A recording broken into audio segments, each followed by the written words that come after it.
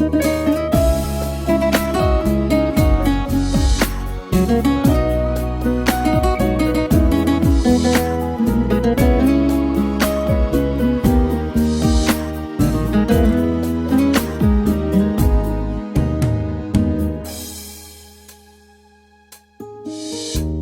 în viața mea, o Doamne, vânturi și valuri lovesc, vino Tu în ajutor, căci Te doresc.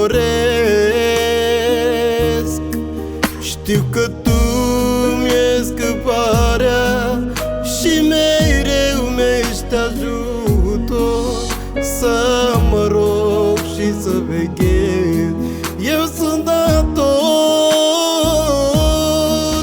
Nu știu ce-i aduce mâine, ce necazuri vor veni, ce pustiu și ce jale viața îmi va oferi.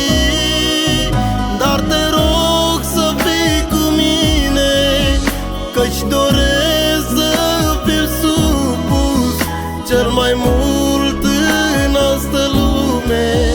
Pe Tine Te vreau, Iisus.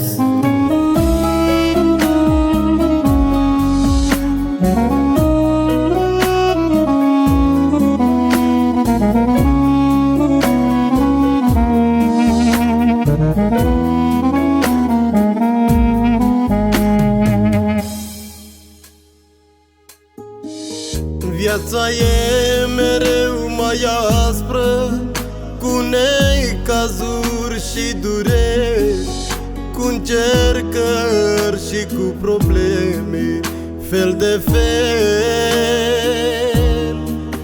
De voi cădea-n deznădejde, eu Te rog, o Domnul meu, vino Tu să mă ajut cu brațul Tău. Nu știu ce-i aduce mâine, ce necazuri vor veni, ce pustiu și ce jale viața îmi va oferi. Dar Te rog să fii cu mine, căci doresc să fiu supus cel mai mult în asta lume.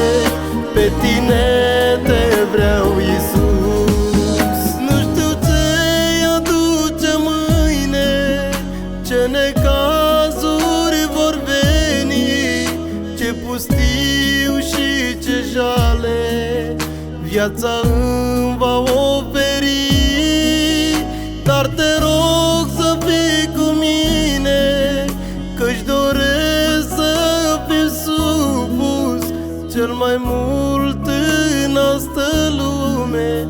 Pe Tine Te vreau, Iisus.